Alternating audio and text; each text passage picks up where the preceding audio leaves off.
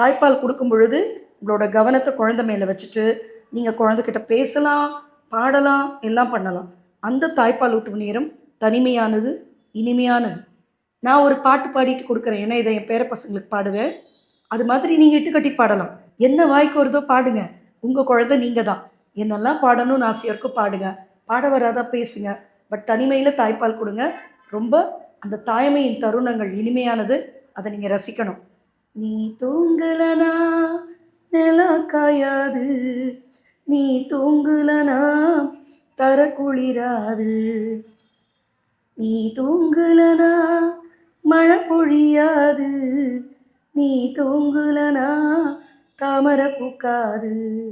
எல்லோரோடும் தூங்கோணும், நேரத்தில் நித்திர கொள்ளோணும், காலக்கதிர பார்க்கோணும், ஆச்சி சொல்ல கேட்கணும், அம்மா சொல்ல கேட்கணும். இப்படி நீங்கள் இட்டுக்கட்டி பாடிக்கலாம். என்னெல்லாம் வார்த்தைகள் சொல்லித்தர ஆசைப்படுறீங்களோ. நான் என்னோட குழந்தைக்கும் பேரம்பேத்திங்களுக்கும் இயற்கையை கற்றுக் கொடுக்க ஆசைப்பட்டேன். அதனால் என்னோட இட்டுக்கட்டின பாடலெல்லாம் இயற்கை பற்றியே இருக்கும். நீங்கள் உங்களுக்கு கலெக்டர் ஆக வேணும், நீ டீச்சராக வேணும் பாடிட்டே கொடுங்க. உங்களுக்கு போர் அடிக்காது. நிறைய பேர் பார்க்குற இளம் தாய்மார்கள் ஸ்க்ரால் பண்ணிக்கிட்டு இப்படியே பண்ணி இப்படியே குளிக்கிட்டே எல்லாம் பால் கொடுக்கக்கூடாது.